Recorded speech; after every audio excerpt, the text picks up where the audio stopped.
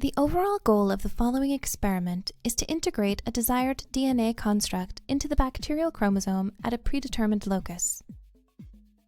This is achieved by a mating protocol involving 4 engineered bacterial strains.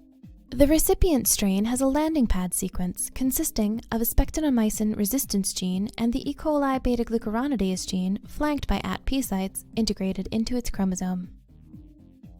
The PJH110 donor strain carries a plasmid containing ATB sites, flanking a stuffer red fluorescent protein gene and an antibiotic resistance gene.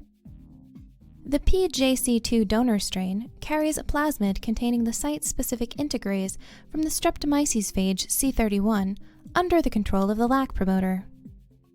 The fourth strain, MT616, provides the transfer genes required for conjugation. The transfer of plasmids from cell to cell results in the creation of transintegrants through the recipient strain's acquisition of the 2 plasmids required for integrase-mediated cassette exchange. The exchange of the donor cassette from the PJH110 plasmid with the markers of the landing pad cassette on the chromosome results in the loss of the landing pad markers SPR and UIDA, and the maintenance of the donor cassette, RFP and GMR, in the resulting transintegrant. The main advantage of this technique over other methods like homologous recombination is the ease and efficiency of the protocol.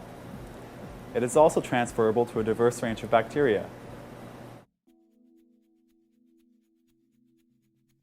The acceptor strain used in this video is an S. millilati strain.